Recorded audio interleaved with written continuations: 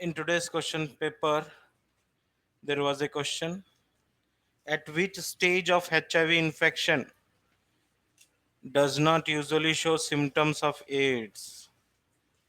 When HIV replicates rapidly in T helper cell and damages large number of these, it shows symptoms.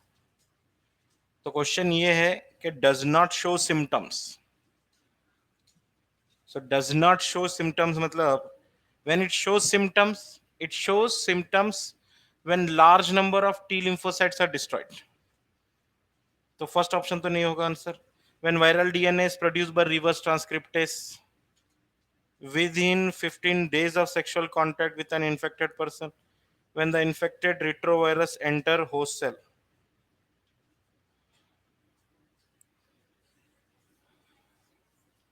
Actually यहाँ पर question में कुछ ऐसा होना था, मिस्टेक हुआ है ये क्वेश्चन में. क्वेश्चन ऐसा होना था at which stage of HIV infection usually shows symptoms of AIDS आना था, नॉट नहीं आना था. ओके ये क्वेश्चन के ग्रेस मिलना चाहिए.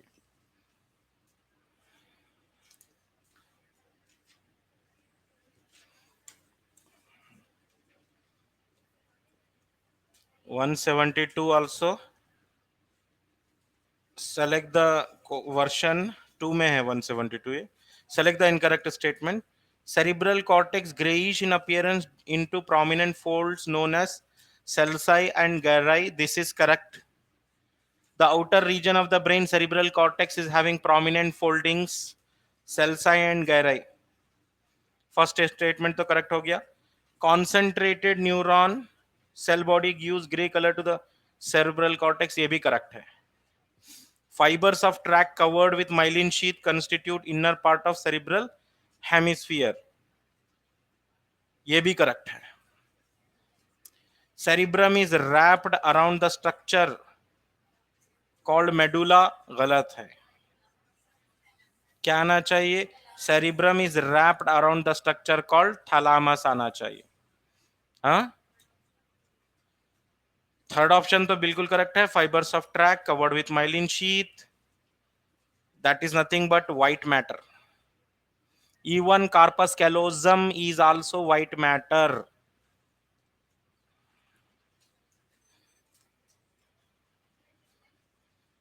Okay, in today's topic, chemical coordination integration, last chapter of human physiology section. Human physiology almost ending position पे है, केमिकल कोऑर्डिनेशन पढ़ने आ रहे हैं हम. So when you are reading human physiology, you must remember wherever mechanisms are coming, wherever mechanism of digestion, mechanism of breathing, mechanism of cardiac cycle, mechanism of urine formation, mechanism of neural conduction, mechanism of hormone action भी है ये chapter में. तो जहां जहां पर mechanism है वहां से क्वेश्चन कंपलसरी आएंगे, and students find difficulty in solving only those questions conceptual mechanism based. If you read mechanism just one time or two time or three time, it's not enough. Mechanisms at least you have to read 7 times to understand each and everything. mechanism से अच्छे question बनते हैं. Around human physiology से 16 questions आएंगे, 16 questions. और ये 16 questions अगर आप करना चाह रहे हैं तो बेस्ट ये है मैकेनिज्म. जब भी आप ह्यूमन फिजियोलॉजी रिवीजन कर रहे हैं, मैकेनिज्म जरूर पढ़ना. Okay, so most of the student what they do, revision करो, ब्रीथिंग रिवीजन करो बोल तो मैं क्या करते हैं, स्टार्टिंग पढ़ते हैं, स्टार्टिंग ऑफ द चैप्टर, और थोड़ा सा ह्यूमन रेस्पिरेटरी सिस्टम पढ़ते हैं, थाइडल वॉल्यूम पढ़ते हैं, थोड़े रेस्पिरेटरी वालों में पढ़ते हैं, टाइम हो जाता है, बुक क्लोज कर देते हैं। फिर अगेन फिर जब बुक ओपन करते हैं तो फिर वही पढ़ते हैं स्टार्टिंग से। तो ऐसा पढ़ेंगे तो नहीं होगा। देखिए आप ये रिवाइज करो कि क्या चाहिए आपको, क्या चाहिए। मैकेनिज्म पे ज्यादा क्वेश्चन ट्विस्टेड आते हैं। अगर आपके मैकेनिज्म बहुत अच्छे हैं तो डेफिनेटली आपका ह्यूमन फिजियोलॉजी के क्वेश्चन ड्रॉप नहीं होंगे। रिमेनिंग जो थिंग्स हैं, मेमोरी बेस्ड थिंग है, उसको बराबर जो बायोलॉजी हम जैसे पढ़ते हैं वैसे पढ़ते रहिए। But wherever mechanisms comes, revise it.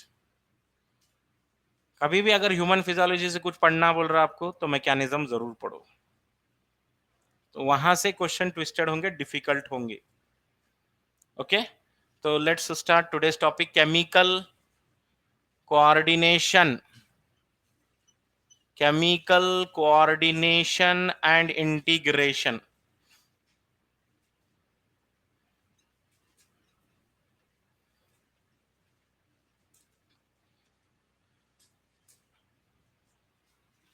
So this chapter tell us that nervous system single alone is not sufficient.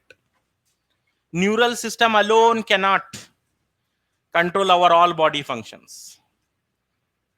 Neurons alone cannot go to each and every cell of our body. Nerve cells are not innervating all the cells of the body. That's why what is needed? Chemicals are needed, called hormones. Hormones are the chemicals which can reach each and every cell of our body. Nerve cells का limitation है, nerve cells cannot go to each and every cell. Can our neuron go to each and every cell, cytoplasm? Okay, nerves तो cell के बाहर हैं, ठीक है चलेगा, tissues के बाहर हैं, ऑर्गन के बाहर हैं, kidney supplied with a nerve, liver is supplied with a nerve, okay. But all the cells of our body are not supplied with nerves. That's why what is needed? Chemicals are needed, which are traveling constantly from the source of its production, from the site of its production to the distant places inside our body. And the hormones are traveling through blood from the target organ to, from the source organs to target organ. Source जहां से hormone produce हो रहा है, and target, maybe target is away from the source and it is traveling, hormone is traveling through blood system. So why hormones are needed? First of all, neural system provide point to point integration, point to point connections.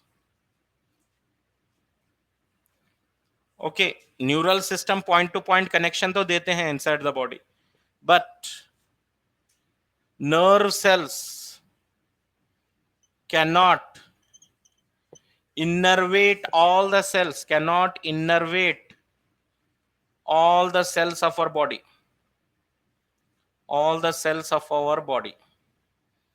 क्या मतलब इसका? nerve cell cannot innervate मतलब क्या? They cannot enter into all the cells of our body. That's why what is needed?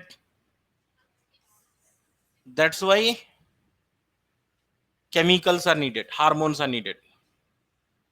Okay, glands may be unicellular or multicellular, maybe unicellular or multicellular,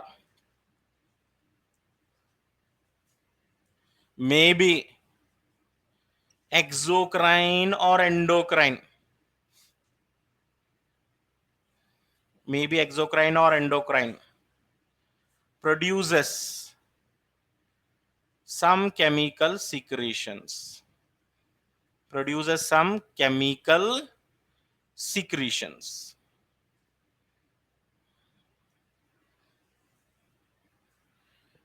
Glands may be unicellular, unicellular gland भी हैं, multicellular gland भी हैं, और gland exocrine भी हो सकते हैं और एंडोक्राइन भी हो सकते हैं. Okay, but in this chapter we are going to focus only on endocrine glands. Why? Because endocrine gland produces hormones. We are talking about integration. All bodily functions are integrated: excretory system, reproductive system, right, respiratory system, digestive system, everything is interconnected inside our body, and that interconnections are brought by neural system plus endocrine system. Half work neural system कर लेता, half work endocrine system कर लेता, connections का, right. There should be control over the gene expression. The gene which is inside your cell nucleus, its function should be regulated. अब उसके functions को control करने के लिए न्यूरॉन तो नहीं जा सकता ना सेल के अंदर, तो इसलिए क्या होना चाहिए? हार्मोन चाहिए, राइट. एक्सोक्राइन ग्लैंड की बात नहीं करेंगे हम ये चैप्टर में, because exocrine glands are producing some enzymes, and enzymes are not for controlling gene expression, है ना. एंजाइम्स जो है सेल के अंदर प्रोड्यूस हो रहे हैं और या सेल के बाहर प्रोड्यूस हो रहे हैं. Enzyme may be working inside the cell, may be working outside the cell, दोनों तरफ काम करते हैं. Hormones are the messengers. Who are the messengers? Hormones are the messenger which are traveling from one part to another part inside the body. So what are exocrine glands? Exocrine glands क्या होते हैं? Exocrine glands are duct bearing glands. Exocrine glands are having ducts, and they produces, yes, what they produces? And they produces enzymes. Exocrine gland बनाते हैं enzymes, and they have ducts. That means suppose this is the gland, a mass of tissue, it may be unicellular or multicellular. Gland है, फिर एक gland से एक tube connected है, and this tube is called duct. जो भी gland में produce हो रहा है वो डक्ट के थ्रू आ रहा है to the target organ, where that secretion is having work, where that enzyme is having work. For example, your salivary enzymes are produced in your salivary gland, and then they are passing through the ducts and released into the target organ, mouth. Exocrine gland. Endocrine gland क्या है? Endocrine glands are the ductless glands. Endocrine glands are ductless glands, and they produces hormones. क्या produce कर रहे हैं ये? Hormones produce कर रहे हैं.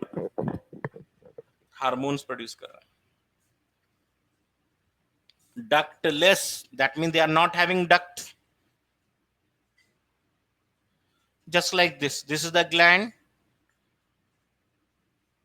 not having any duct. Whatever secretions are produced inside the gland, they are released out. Hormone, and this hormone is carried out by hormones carried by blood.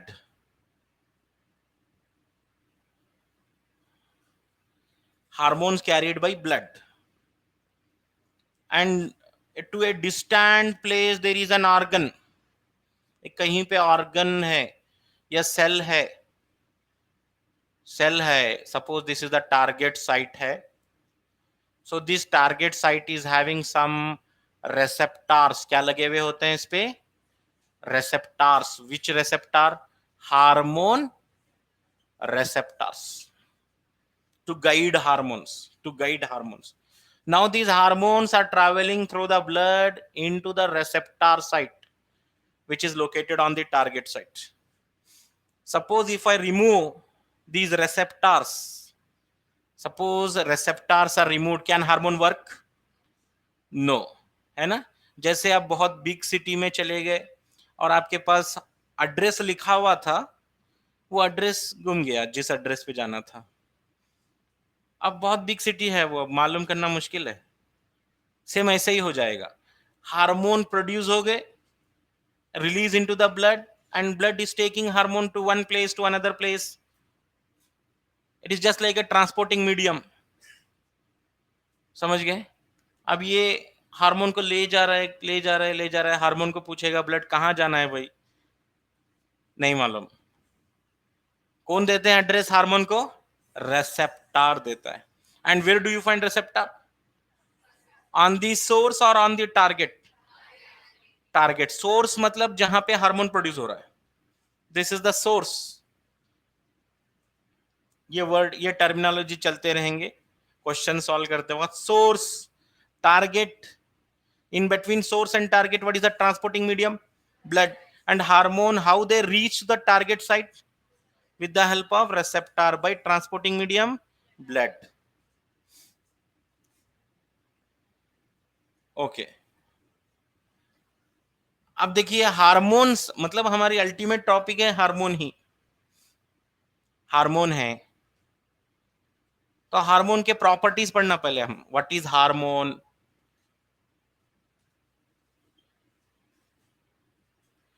The term hormone, properties पढ़ेंगे. Term hormone was coined by Starling. Term hormone was coined by Starling, which means to excite. To excite. Hormone का मतलब है to excite. कोई चीज को excite करना है, excitation में लेके जाना है, hormone is needed. However, excite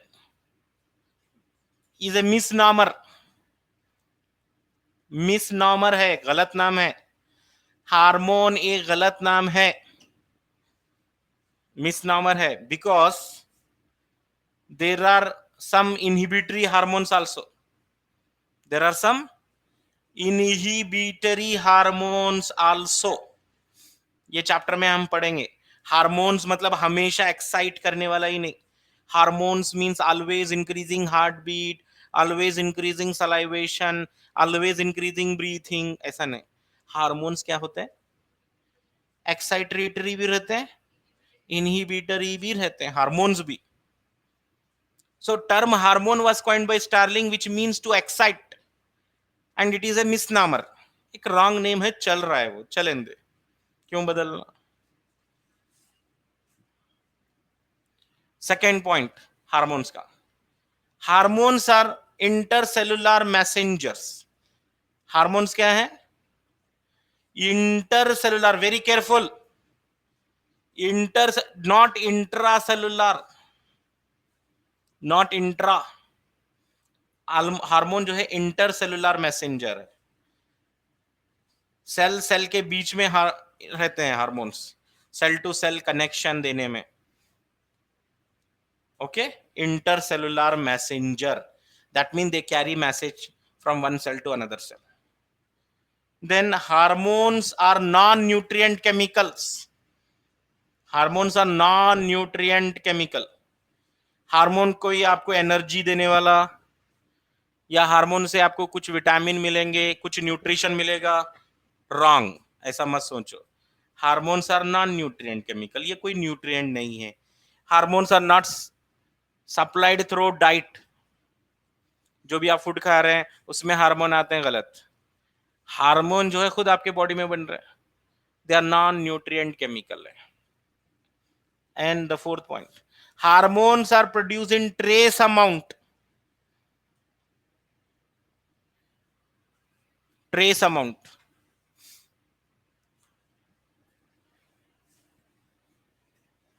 hormones are having short life. Short life होती है हार्मोन की. आफ्टर इट्स फंक्शन हार्मोन का एक बार काम हो जाए, after its function hormone break down, hormone break हो जाता है in liver and kidney, liver और किडनी में ब्रेक हो जाते हैं चीज। एक हार्मोन प्रोड्यूस हुआ, समझो एड्रीनलिन प्रोड्यूस हुआ बॉडी में, तो क्या एड्रीनलिन फॉरएवर रहेगा हमारे ब्लड में? नो, हार्मोन की एक लाइफ होती है ना, जैसा रेडियो एक्टिव मटेरियल्स की हाफ लाइफ होती है, ऐसा लाइफ है इसकी भी हार्मोन की। वो लाइफ के बाद जो है ये खत्म हो जाता है, हार्मोन नहीं रहता, फिर एक न्यू हार्मोन प्रोड्यूस होना चाहिए।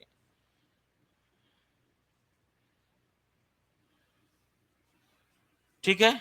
And next point, chemically hormone कैसे होते हैं? केमिकली अगर मैं बात करूं, hormones may be protein, may be steroids, hormones में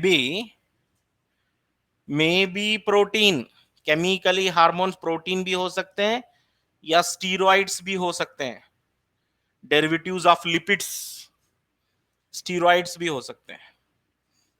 hormones may be protein, may be steroids, trace amount में प्रोड्यूस होता है, नैनोग्राम्स में, समझे?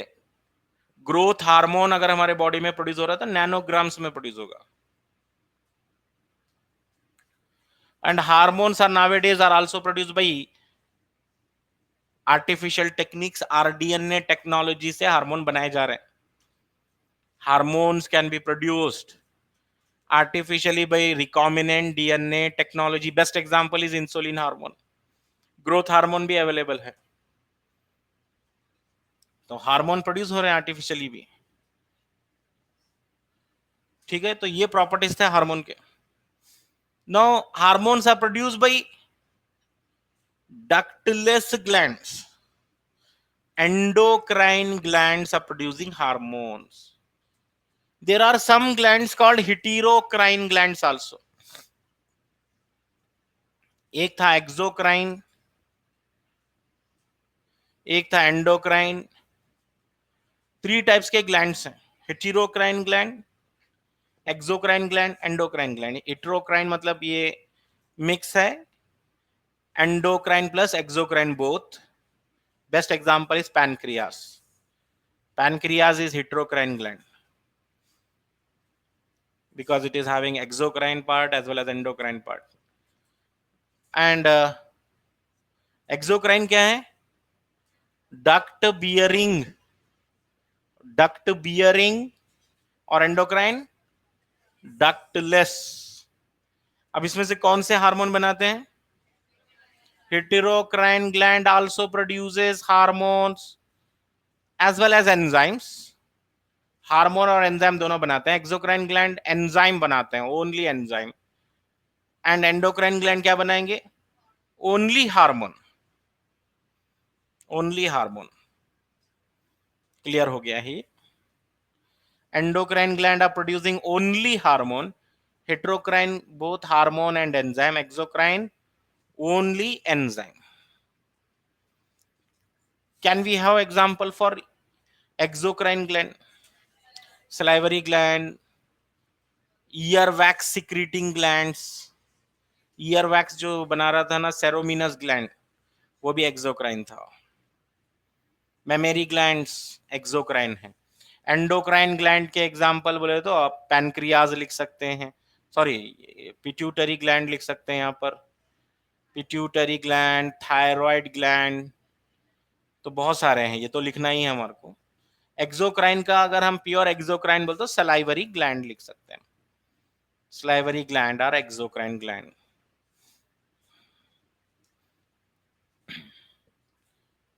Now let's see what are the endocrine glands of the human body.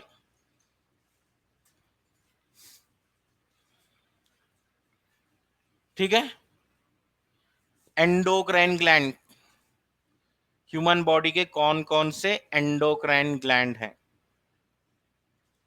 तो first brain में अगर हम देखेंगे, ब्रेन में 3 ग्लैंड्स आते हैं, ब्रेन के अंदर 3 ग्लैंड्स हैं,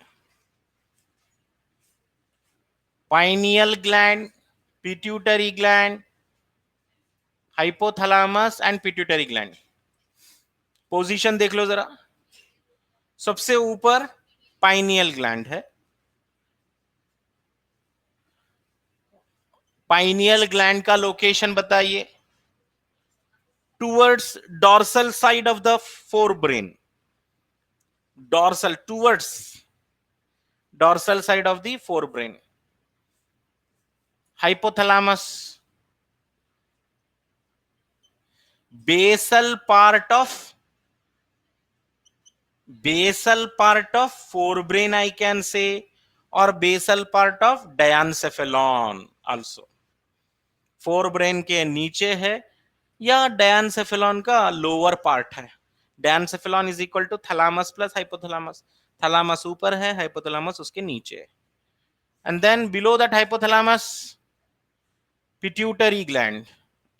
थैलामस क्यों बोलूं मैं,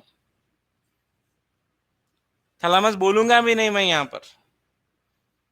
I am discussing only about endocrine glands, and thalamus is not endocrine. Thalamus endocrine है, hypothalamus endocrine है, it secretes some hormones। hypothalamus के multiple roles हैं। hypothalamus control urge for eating, drinking, body temperature, and also work in coordination with limbic system। and hypothalamus is also secreting hormones। फिर आ गए neck region में।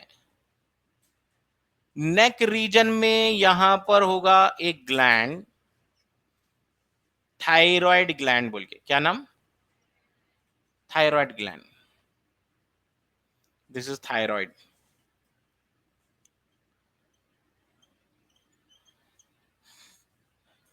Thyroid gland.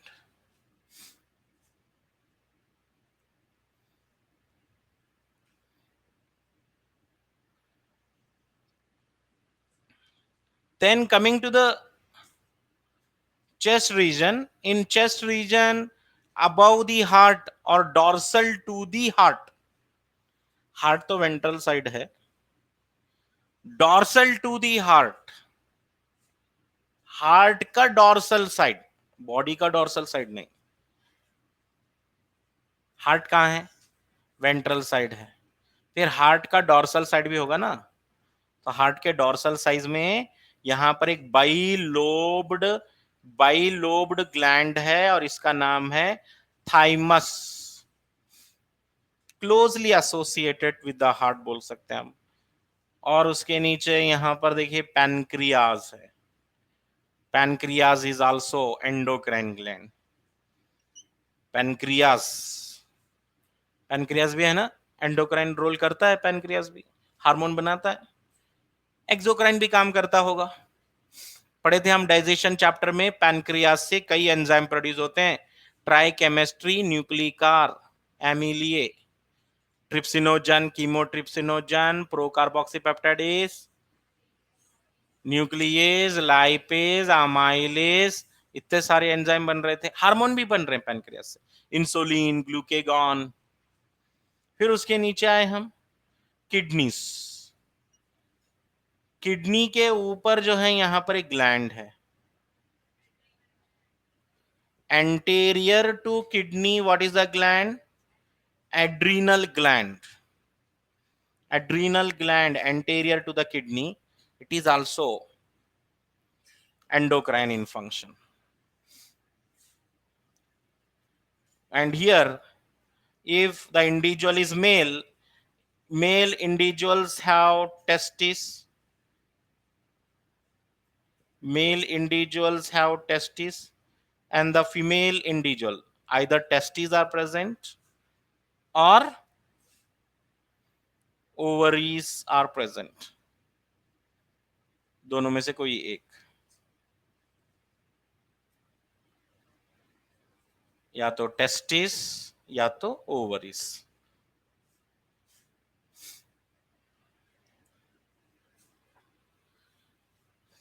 That means these are all endocrine glands of the human body, Apart from these, there are some other endocrine glands also.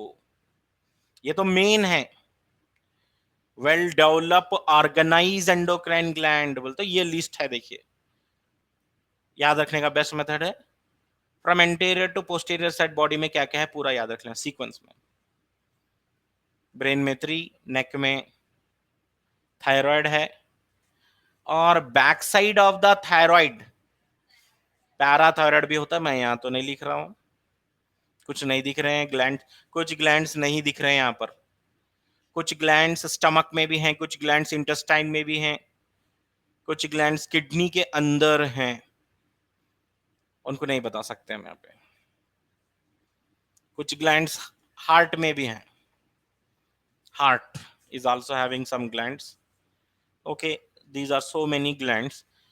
Now our work is to study one by one all the glands. We starting with the hypothalamus. Hypothalamus first पढ़ना, क्योंकि hypothalamus ही gland है. Hypothalamus is producing releasing hormone and inhibitory hormone. मतलब hypothalamus ही बोलेगा pituitary को produce this hormone, release this hormone. Okay, clear है. Pituitary gland जब भी कोई हार्मोन प्रोड्यूस कर रहा है, पहले वो हाइपोथैलेमस को प्रोड्यूस पूछेगा. वो pituitary first ask hypothalamus whether whether I release this hormone or not. FSH, LH, जो भी हार्मोन प्रोड्यूस हो रहा है, फर्स्ट हाइपोथैलेमस से इंस्ट्रक्शन आना, फिर वहां से रिलीज होगा. तो pituitary is called master gland. Pituitary खुद मास्टर ग्लैंड है, फिर भी वो पूछ रहा है. तो हाइपोथैलेमस क्या हो गया? मास्टर ऑफ मास्टर ग्लैंड हो गया. वो master of master gland hypothalamus हो गया. Hypothalamus is producing which type of hormone? हाँ, yeah, of course, hypothalamus is both neural as well as endocrine in function. दोनों भी काम कर रहा है. न्यूरल भी, ब्रेन का भी काम, ब्रेन का भी पार्ट था ये. न्यूरल में भी काम था इसका, हार्मोनल में भी काम है इसका. So let's list out all the hormones. बहुत ही सिंपल चैप्टर है, कॉम्प्लिकेट बिल्कुल नहीं बनाना है चैप्टर को. बहुत आसानी से ये क्वेश्चन कर सकते हैं हम चैप्टर के. बस आपको याद रखना है, इसमें जो है पिट्यूटरी, थायराइड, एड्रिनल, ये 3 ग्लैंड्स बहुत ज्यादा अच्छे से पढ़ना. इसमें बहुत सारे फंक्शंस आएंगे पिट्यूटरी में, थायराइड में, एड्रिनल में. जिनके ये तीनों 3 अच्छे से रेडी हो गए, बाकी के कुछ भी नहीं है, आराम से पढ़ सकते.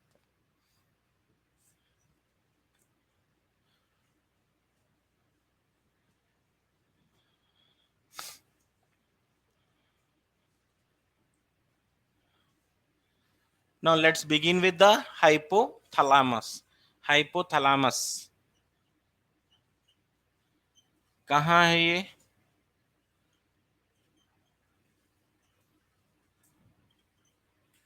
लोकेशन याद रखो,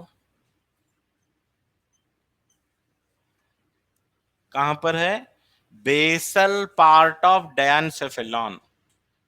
basal part of diencephalon.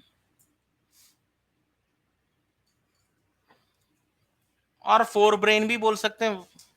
Diencephalon किसका पार्ट है भाई? फोर ब्रेन का ही पार्ट है. मेन कई की बात करना, हम हार्मोन्स की बात करना. 2 टाइप्स ऑफ हार्मोन्स हैं हाइपोथैलेमस से, releasing hormone, inhibitory hormone. 2 types of hormones. 2 types of hormones हैं इसके. रिलीजिंग हार्मोन, रिलीजिंग मतलब it stimulate pituitary gland, it stimulate pituitary gland to release a particular hormone. That's why releasing.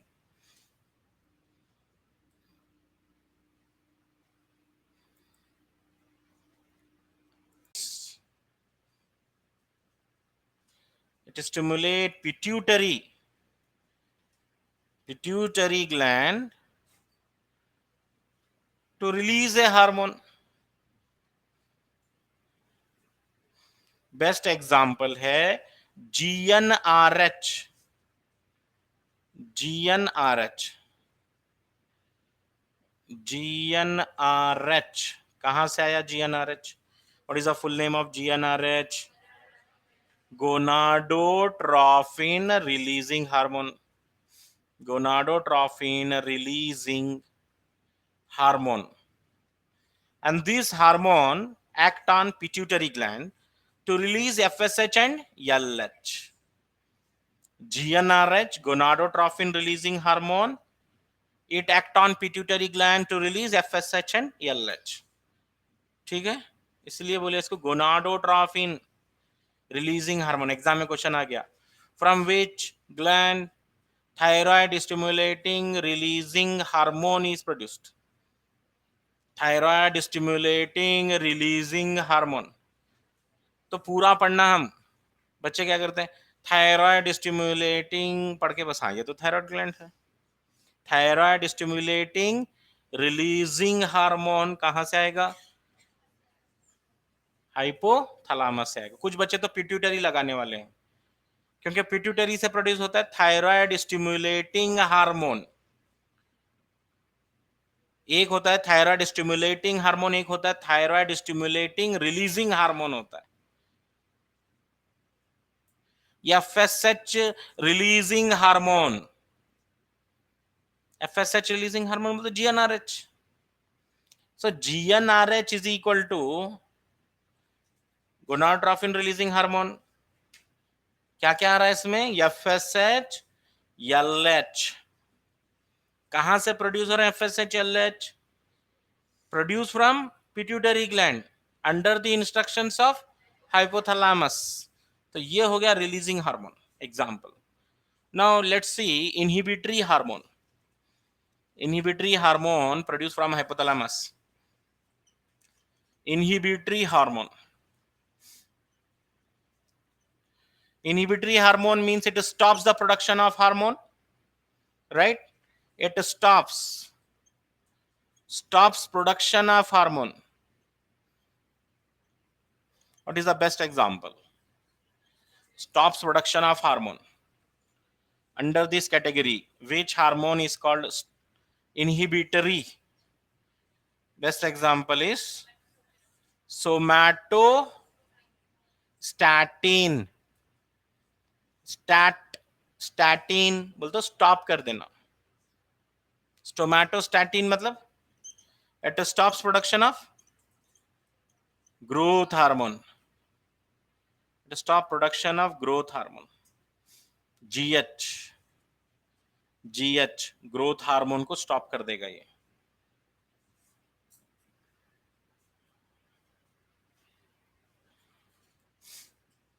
Now let's draw how hypothalamus and pituitary glands are connected. Hypothalamus और pituitary gland कैसे connected हैं उसको देखेंगे. See, first there is hypothalamus, and after hypothalamus there is a stalk, and then pituitary gland. Pituitary gland is divided into two lobes. ये ऊपर है hypothalamus. Hypothalamus एक brain का पार्ट है, तो न्यूरॉन तो रहेंगे ही रहेंगे. यहां पर एक छोटा सा न्यूरॉन ड्रॉ करो, और यहां पर एक बड़ा सा न्यूरॉन ड्रॉ करो. तो ये रहा pituitary gland. Pituitary gland is divided into two parts. Adenohypophysis और एक पार्ट है न्यूरोहाइपोफाइसिस. पिट्यूटरी ग्लैंड में दो पार्ट होते हैं, adenohypophysis and neurohypophysis. And hypothalamus is directly connected to which lobe of the pituitary gland? Through neuron. Neurohypophysis. लेकिन adeno hypophysis के ऊपर देखिए इतना छोटा सा न्यूरॉन ड्रॉ किया हूं मैं.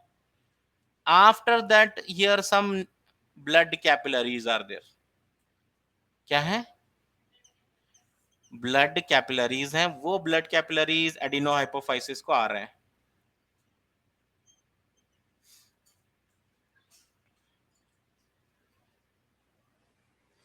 When two structures are connected through blood capillaries and none of them is heart, it is called portal system. When two systems are connected by means of blood capillaries and none of them is heart, क्या बोलेंगे? Portal. तो ये रहा portal circulation.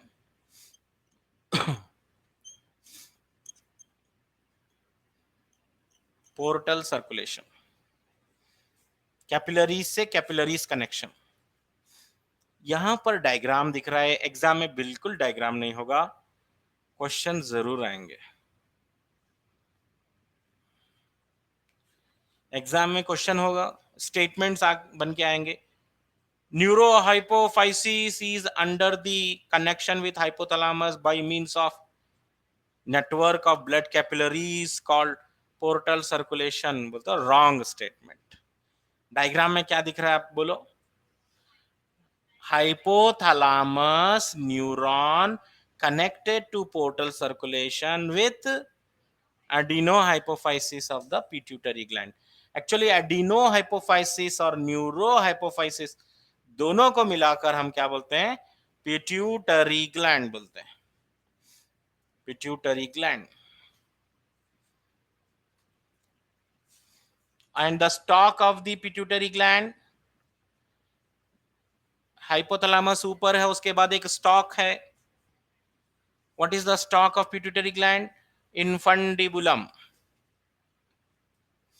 Infundibulum is stalk of pituitary gland. Stalk of pituitary gland. Stalk of pituitary gland.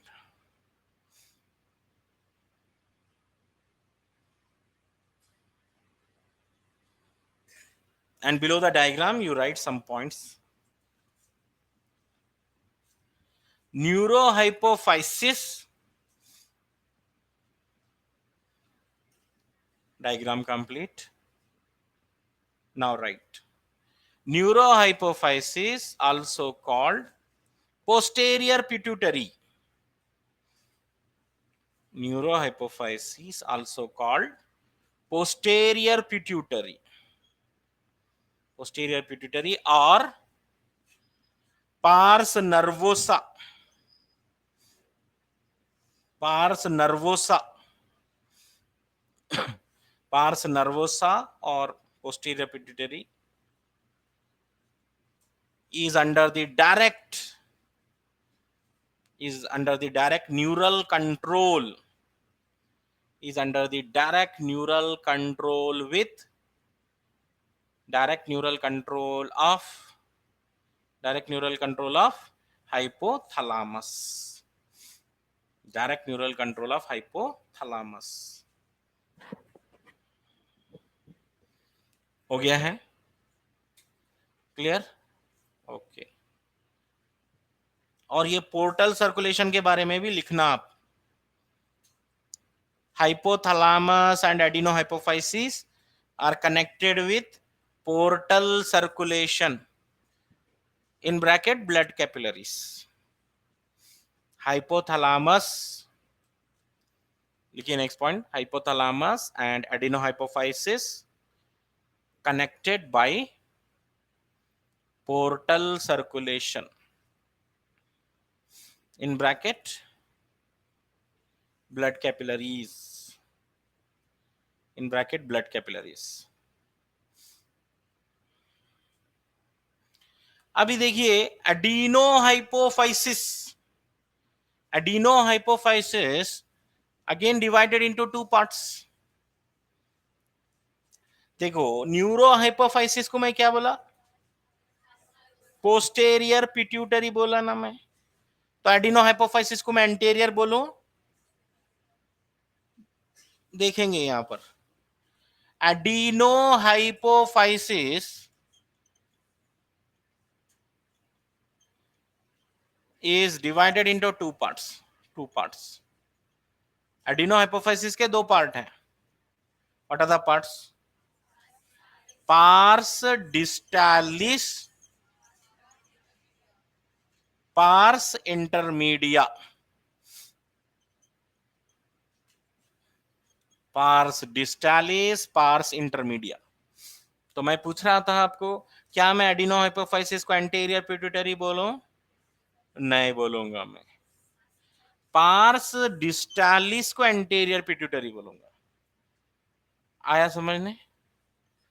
Pars distalis, of course, it is a part of adenohypophysis. Adenohypophysis का part है. तो more specifically anterior pituitary मतलब pars distalis, and it produces 6 hormones. 6 hormone बनते हैं pars distalis से. Trick है flat PG. Flat PG, हर एक लेटर से एक हार्मोन का नाम है. FSH, LH, एक हो गया FSH, दूसरा हो गया LH, ACTH, TSH, हो गए ये 4. और उसके बाद P से PRL और G से GH. FSH, LH, ACTH, TSH, PRL, GH. Parse intermedia से बस एक हार्मोन आता है. एक हार्मोन आता है, and what is the name? MSH. MSH. और याद रखो, पार्स इंटरमीडिया को हम बोलते हैं intermediate lobe. What is the intermediate lobe of the pituitary gland? Pituitary gland में pars distalis, pars intermedia, pars nervosa. Pituitary gland is equal to pars distalis, pars intermedia, pars nervosa. लेकिन होता क्या है, diagram जब देखते हैं तो only 2 lobes ही दिखते हैं. So pars intermedia is submerged. Pars intermedia is submerged in adenohypophysis. It is merged completely inside the adenohypophysis. इसलिए डायग्राम में नहीं दिखता आपको. मिडिल लोब भी बोल सकते हैं. अब हम क्या करेंगे, एक एक पॉइंट, एक एक हार्मोन के बारे में लिखना है. FSH से शुरू करें. What is the function of FSH in male, FSH in female?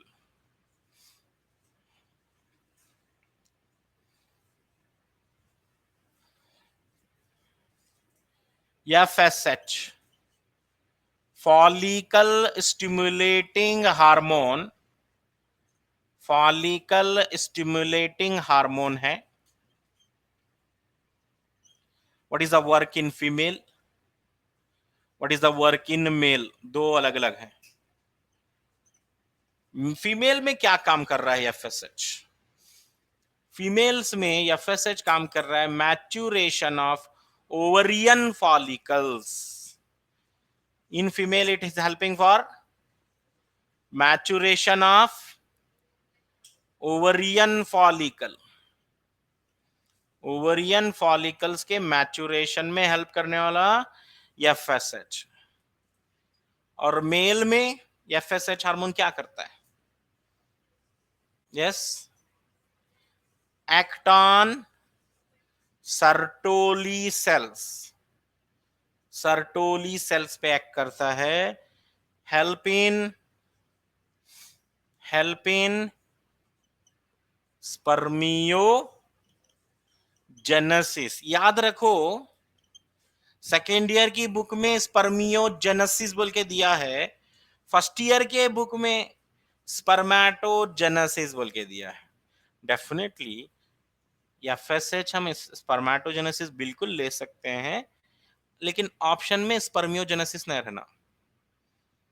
Spermiogenesis अगर है तो वो मोर स्पेसिफिकली करेक्ट है। नहीं समझे? स्पर्मेटोजेनेसिस का एक पर्टिकुलर फेज होता है, that is called spermiogenesis. roughly I can say in male FSH help in spermatogenesis, more specifically spermiogenesis। जैसे हम बोल रहे हैं mid brain plus hind brain is equal to brain stem, रफली more correctly mid brain pons medulla is equal to brain stem. तो इसका मतलब यह है, रफली बोलना अलग है, बहुत ही केयरफुल रहना।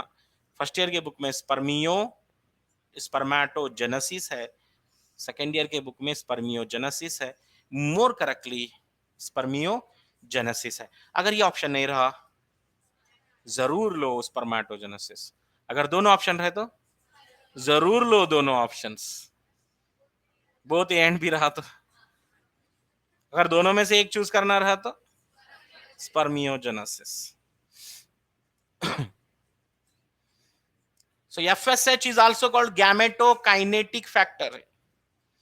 FSH को हम गैमेटोकाइनेटिक फैक्टर बोलेंगे। दैट मीन्स चाहे मेल हो या फीमेल हो, एफएसएच एक ही काम कर रहा है, गैमेटोजेनेसिस में हेल्प कर रहा है।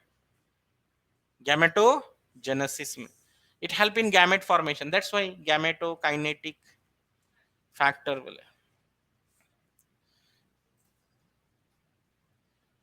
And one more thing note लिखना यहां पर,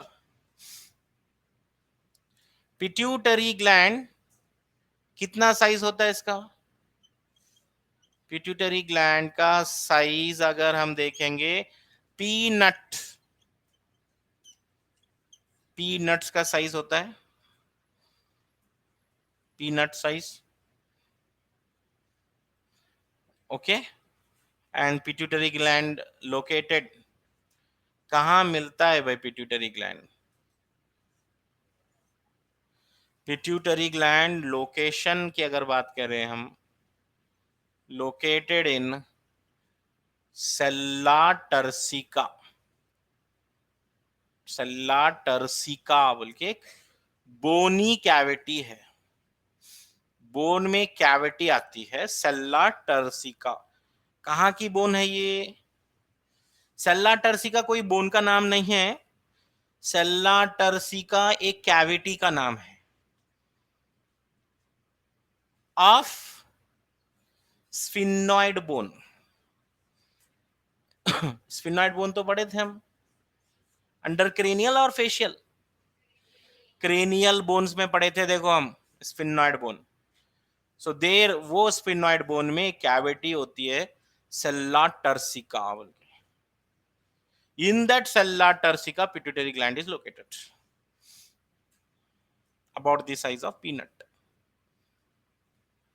ओके, तो चल रहा है वो फ्लैट पीजी, एफएसएच का हो गया है।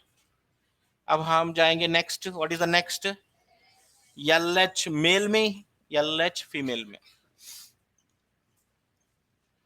एलएच का फुल फॉर्म है luteinising hormone. Luteinising hormone. In female what is the function of LH? In female ovulation में हेल्प करेगा ये। What is ovulation? You know, rupturing of Graafian follicle and release of secondary oocyte, more correctly roughly ovum। Ovum भी बोल सकते हैं, लेकिन option में secondary oocyte more correct है ना। ग्राफियन फॉलिकल रप्चर होके क्या रिलीज होता है? Secondary oocyte। मेल में, in male LH is also called, अच्छा मेल में अगर LH है तो उसको और एक नाम भी है ICSH, interstitial cell stimulating hormone. Interstitial cell stimulating hormone बोले it stimulate interstitial cells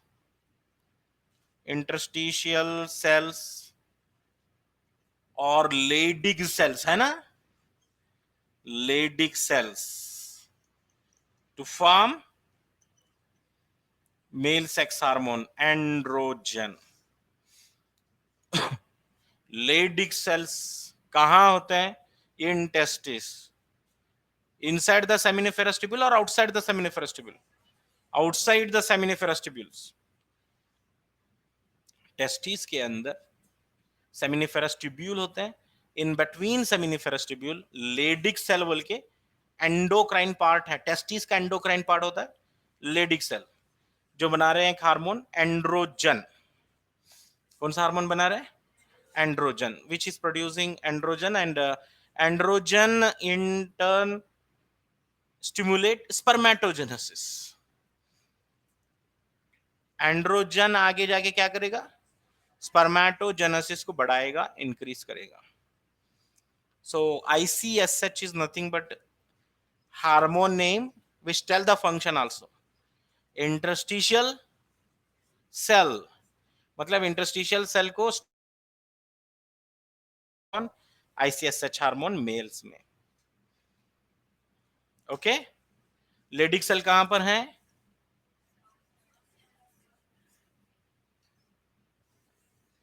in between seminiferous tubule.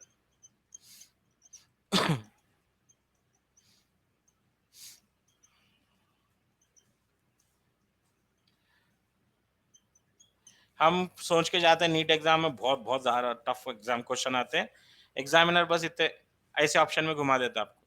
Leydig cells are present in seminiferous tubule, गलत. In between seminiferous tubule. Seminiferous tubule contain two type of cells, spermatogonia and Sertoli cell. Spermatogonia also called germ cell. Germ तो seminiferous tubule के अंदर था. Lots of hormones are there and all the hormones and their functions, and most of the time diseases will come. Particular hormone absent है तो क्या होगा? Particularly, not all hormones, particularly कुछ hormones हैं उनके absence में कौन से disease होती है, उनके symptom क्या हैं? हाँ, ग्लैंड नेम, लोकेशन, ग्लैंड याद रखेंगे, लोकेशन याद रखेंगे, हार्मोन याद रखेंगे, हार्मोन के फंक्शंस याद रखेंगे.